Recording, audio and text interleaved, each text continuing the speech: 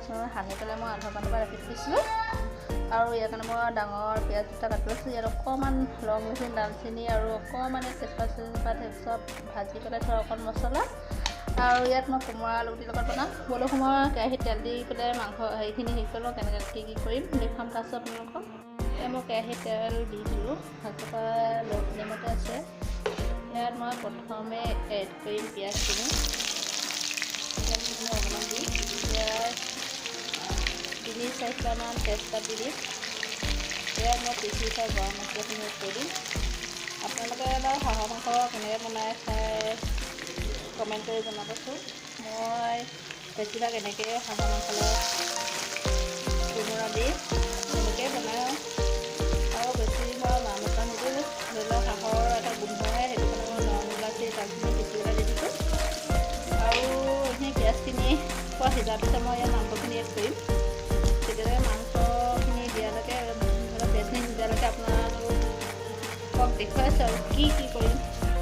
আৰু এতিয়া মোৰ পিঁয়াজখিনি সিজিছে, ইয়াত মোৰ মাংসখিনি এড কৰি দিম। আৰু মই লছ সিজাবলৈ মাংসখিনি ভাজিম। ইয়াত মই এতিয়া গৰম মছলা দি আছোঁ, তাত এড কৰিম। দেখুৱাই থাকিম আপোনালোকক কেনেকৈ বনাওঁ। মই এতিয়া ঢাকন দি দিম, তাৰপিছত ইয়াত মই মছলা দিম। মোৰ মাংসখিনি 5 মিনিট হৈ গৈছে। ইয়াত মই এতিয়া মোৰ হাঁহৰ মাংসখিনি চব কোমোৰাখিনি দিয়া হৈ গ'ল নহয়। এইখিনি মই এনেকৈ ভালদৰে হিলাই পিনি 10-15 মিনিট ৰাখি দিম। আৰু মাজে মাজে আপোনালোকে হিলাই থাকিব দেই, নহ'লে আকৌ জ্বলি যোৱা চান্স থাকে। যদি ইয়াত মই পানী এড কৰিবলগীয়া হয় পানী এড কৰিম, লেকিন কোমোৰা পানীতে মই সিজাবলৈ দিম বাৰু। এয়া মই ঢাকন দি দিম। তাৰপিছত আপোনালোকৰ লগত লগ পাই আছোঁ। এয়া হাঁহৰ মাংস হৈ আছে দেই, সোনকালে এই ভাপতে সিজি আছে।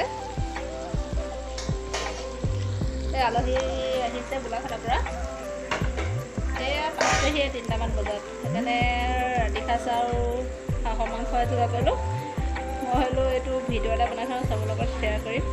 এই হাঁহৰ মাংস ধৰি লওক আৰু আধা ঘণ্টামানৰ পিছত হ'বগৈ। আৰু মই আকৌ ঢাকন দি ৰাখি দিওঁ। পানী অকণমান এড কৰি দিলোঁ দেই, বেছি নহয়, অকণমান গ্ৰেভি কাৰণে। আলুটো সিজা নাছিলে, কোমলটো অকণ সিজা নাছিলে, সেইটো কাৰণে।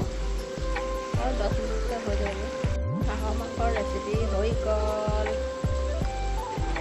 আৰু কোমোৰা এই চাওকচোন, মই গ্ৰেভিটো ইমানেই ৰাখিছোঁ। আপোনালোকে যদি ইয়াতকৈ গ্ৰেভি কৰি খাব বিচাৰিছে খাব পাৰে। মোৰ হাঁহৰ মাংস হৈ গ'ল। আপোনালোকৰ মই বাতি এটাত বাৰু কাঢ়িবলৈ দেখাইছোঁ। আৰু কমে কমে খাব পাৰিব দিয়া গ'ল। যদি এনেকৈ কোমোৰা হাঁহৰ মাংস আপোনালোকে খাই ভাল পায় গৈ বনাব পাৰিব। মই সহজতে ইমান সোনকালে হাঁহৰ মাংস বনাই দেখুৱালোঁ। যদি এই ভিডিঅ'টো চাই ভাল পায়, লাইক, কমেণ্ট, শ্বেয়াৰ, ছাবস্ক্ৰাইব কৰিবলৈ নাপাহৰিব। এনেকৈ নতুন নতুন সোৱাদে হোৱা ৰেচিপিবোৰ লৈ নেক্সট ভিডিঅ' লগ পাম।